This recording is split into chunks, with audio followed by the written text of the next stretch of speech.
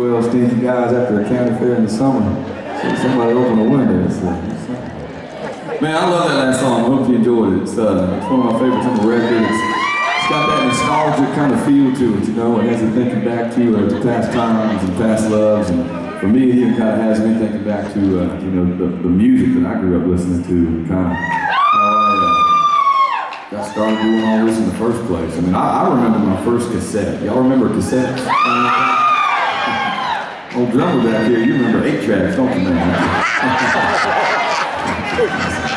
But I do, I love that thing. I wore that cassette out. I think I was 5 years old. There's two different artists on two different sides. The first artist was this guy named Little Richard. Remember Little Richard? Man, I used to wear out some Little Richard. Yes, I did. I loved it.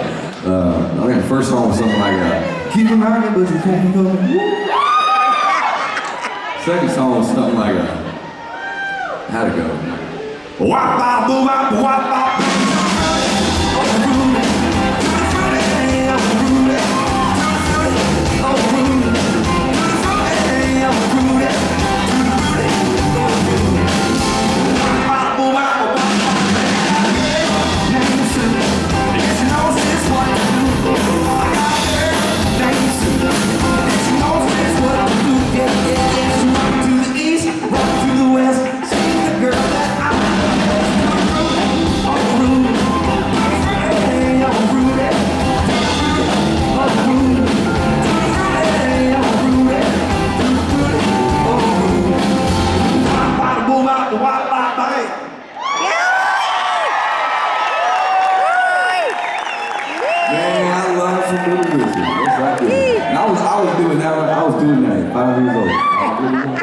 Just imagine my parents down the hall thinking, somebody call the doctor, we have a weird child. But I loved it, and then I flipped that cassette over, and this dude really changed my world. I mean, this guy was #1 for me. They still call him the king of rock and roll, Mr. Elvis Presley. Man, I love this dude. I would do school projects on Elvis. I would dress up like him for Halloween. I'd go full jumpsuit, wig, shaved, I'd have scarves. I'd go to my neighbor's house, I'd say I trick or treat. They'd give me some candy, I'd look them square in the eye at 6 years old, and I'd say, wow, thank you very much. A weird kid. But I think that cassette, Hound Dog was the first song. And the next song was something like, well, it's one for money, two for show, three to get ready now.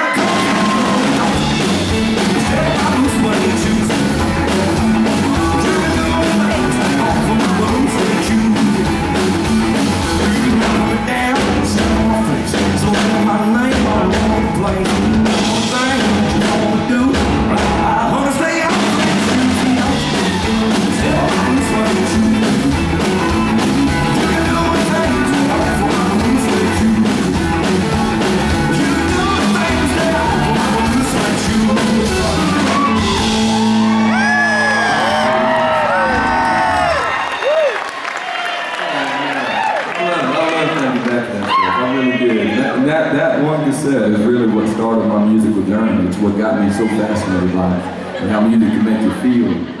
So I wanted to start listening to everything, you know? I mean, I was hearing all sorts of stuff. I grew up in North Carolina, so country music, you know, that I was mainly listening to. I remember even when I got into middle school, you know, you hear all sorts of different things in middle school. My 6th and 7th grade year, we could ride the school bus to class, but 8th grade year, whatever happened, and they redistricted things, so we couldn't ride the bus to school anymore. So we did carpool. We had a bunch of different moms that would take us to school, but there was one mom named Janetta Smith. And she was always jamming. She won't listen to country music. She won't listen to Elvis Presley. She was listening to 104.7 Foxy Radio.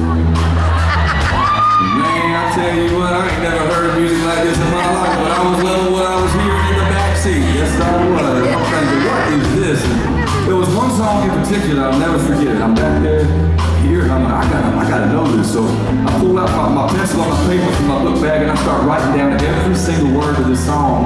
Pre-iPhones and pre-Shazam and all that. So I write down all these lyrics. I get home, hop on LimeWire or something like that.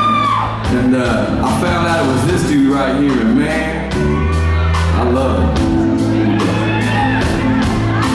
Hey girl, how you doing? My name is Charlie, last name Wilson. I was wondering if I could take you out, show you a good time, invite you to my house. Here is my number, girl, you can call me. And don't forget it, baby, the name is Charlie, Charlie. Yeah.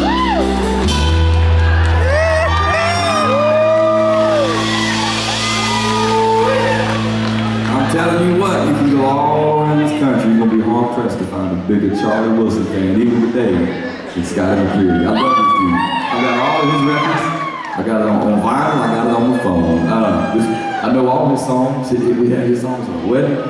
He put out a book back in the day. I was at the beach in Carolina. The nearest Barnes & Noble was like an hour and a half away. I got up at 7 o'clock that morning. I drove to Barnes & Noble, drove back, and I read that whole book in one day.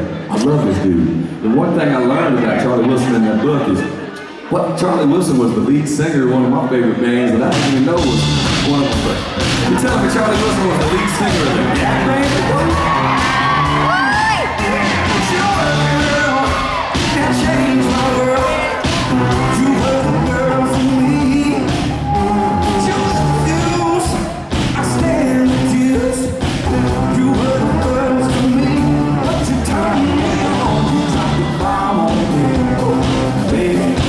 You dropped the bomb on me. But you turned me on. You dropped the bomb on me, baby. You dropped the bomb on me.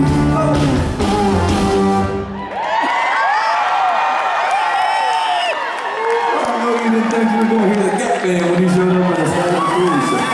Hey, Charlie. How you doing? It's your Charlie. Leslie Wilson. You know I love you, nephew. How about you leave the funk and R&B with me? And why don't you get back to singing country music for these fine folks out here? Have a great show. That's my man Charlie. Me and him have become friends over the years now. Charlie Wilson, I'm telling you, it's crazy. So the Gap Band, they were called the Funk Cowboys. So I'm just clarifying what he said, leave the funk in R&B with me. That's what Charlie just said. So I want to listen to my Uncle Charlie. Y'all came to a country music show. We'll get back to the scheduled program. But man, I do love it. Country music was always king, and for me in high school is when I really started diving into it. I wanted to learn all about it. I wanted to learn the history, you know.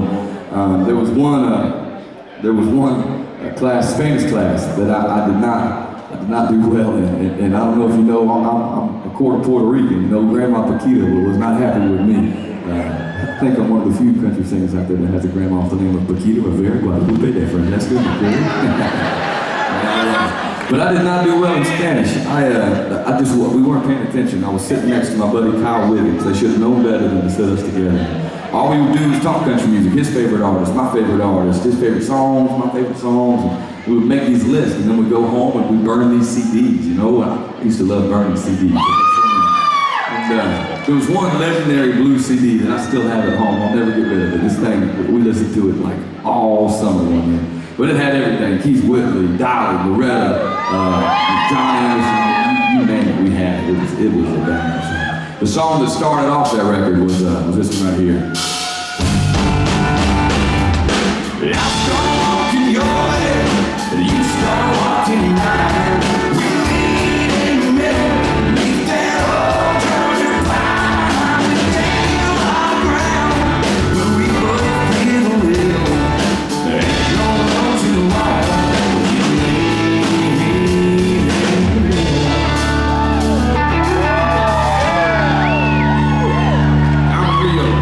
One of the more underrated bands out there. They got so many great songs. And it was, you know, after about this high school time for me is when I wanted to not just learn about the history of country music. I wanted to sing it myself. I wanted to play it, you know. So I started learning all these songs, and I got the reputation around Garner, North Carolina. Thank you, Cole. Y'all say, hey, Cole. I got the reputation in my hometown of being the country music guy. My friends would call me up and they'd say, Scotty, can you come play our pool party? Or Scotty, can you come play our graduation party? The answer was always yes. My fee was a little different back then. $5 and free pizza. I'll sing all the songs you want me to. I'll tell you what. Be there all night. That's not worth. But But yeah, it was just for friends and family. I'm an introverted guy. I was scared to death to do anything different. So, finally, though, my parents were always good about pushing me. If they thought I could do something, they pushed me to it. There was a local singing competition in the town next door called Clayton Idol.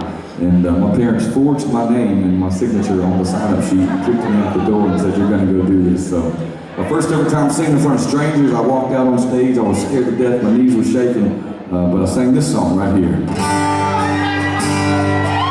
said, "Grandpa, what's this picture here? It's all black and white. It ain't real clear that you there." He said, "Yeah, I was 11. Times were tough back in 35. That's when me and Uncle Joe was trying to survive the cotton farm. Great Depression.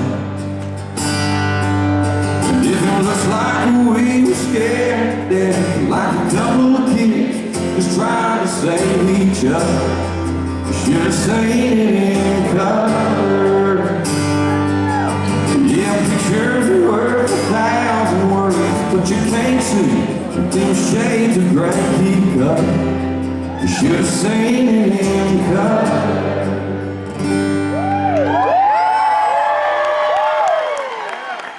I was so nervous, but my first ever singing competition, I finished up, went backstage, they called all the kids, the contestants back out. My first ever singing competition in front of strangers, right? I won the whole dang thing. I won Clayton Idol, y'all. It was crazy. It really wasn't a big deal. I think, 15 people in the crowd went wild, and 10 of them were my family. I think they gave me like a plastic plaque for the wall and a $10 McDonald's gift card. I think it'd be Grand Marshal and play Christmas parade. But yeah, it was that night, it wasn't a big deal back then, but when I look on it now in 2024, to me, I'm like, man, that night was everything, right? Because me, I was scared to death, introverted guy. Now I wanted to take chances, and I wanted to go sing other places, and I do. I'd go play coffee shops, I'd go play local bars if I could sneak in, country music showcases I would do. And then one day we're on the couch watching TV, and we see on there that they're doing auditions coming up for this small television show called American Idol. Because of Clayton Idol, I was like, what the heck? The worst they can do is say no. So me and my parents, we flew up to Milwaukee, Wisconsin. I didn't even tell my buddies because I was like, this is embarrassing. I'm going to get told no and go home and it'll be over. But we went to Milwaukee. Back then they were still doing the arenas for the auditions. We showed up at 4 o'clock in the morning. We thought we were early. We were severely late. We were very late to line up. Got there at 4 in the morning. I didn't audition until 7 o'clock that night. And it was 18,000 people showed up to audition that day. The 7 o'clock rolled around and you go down to the arena floor. It wasn't the celebrity judges. They had 12 tables on the arena floor with producers. And my producer, I'm still good friends with her today. Her name's Katie Finley. And they go up in groups of 4. I was the 4th in my group to sing. And she said, "All right, Scotty McCready, what you gonna sing us?" So, for me, you get like 15 seconds to sing. I was like, I'm gonna try to impress this lady, all right? So, went with a little Frank. It went something like a someday when I'm awfully low, when the world is cold, I will feel a glow just thinking of you and the way you look tonight. Katie, she looked at me and she did something she didn't do for the other 3 in my group. She said, "Can you sing me another song?" I said, "Absolutely." So I sang her a Travis Tritt song, and then she pulled out one of her famous golden tickets and said, "Come back tomorrow for more producers," and sang for them. And they didn't want me doing country. They were like, "Can you sing John Mayer? Can you sing this?" And then all of a sudden, got to come back, and they told me, "All right, come back in November, and you get to see the celebrity judges for this time." I thought to myself, yes, right? I mean, now all of a sudden, small town, little Scotty McCreary in Raleigh, North Carolina, I'm gonna get the chance. I'm gonna get the chance to meet Jennifer Lopez. Let's be honest, that's what this was all about. I tell you what, told me I could meet Jennifer, I'm gonna shoot my shot. So I went up there to Milwaukee, Wisconsin. I just knew. I mean, I told you, I'm Puerto Rican, she's Puerto Rican. We got things in common, I knew we were meant to be together. So go up there, and Jennifer looks at me and she says, "What you gonna sing us tonight, Scotty?" And sang her this song right here. Baby, lock the doors and turn the lights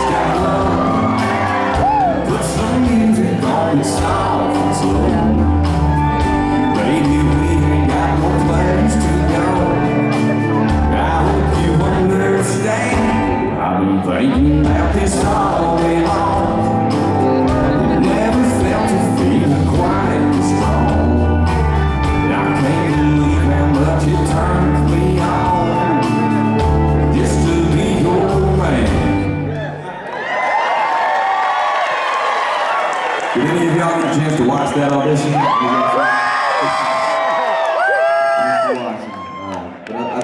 So I take it you saw it too then, huh? You saw that twinkle in Jennifer's eye. I got good news and bad news. Start with bad news first. Things between me and Ms. Lopez didn't quite work out like I thought they would. Still love the person. I wish you nothing but the best. But the good news is I ended up winning my second competition ever. Won the whole dang thing. Crazy. That's all because of y'all. Thank you very much for watching, for those who being here 13 years later. That's all we get to do this. It's awesome. That show instantly changed my life. I mean, instantly I get signed to the biggest record label in Nashville, Tennessee. We get to make a debut album. At that point, we put it out. I was the youngest male artist to ever debut at #1 on the Billboard 200 with this first album. It's crazy. Put out our first single called I Love You This Big. It was the highest debut ever for a new male act on the country charts. Like this, everything was so insane and crazy. We got to make a couple different records with Universal. It was amazing. We started making album #3 though years later. Album #3 is when I really got excited because my first 2 records I was singing other people's songs they pitched to me. Now I'm writing songs from the heart, you know, and I'm writing songs that mean something to me. So I was excited about this record. But all of a sudden I get a phone call from this label and they say, all right, Scotty, we have found a song, brother. We have found you the song that is going to make you a superstar. I mean, you're going to be going from these rooms to 5,000. We're going to do arenas. And before you know it, you're going to be on the stage.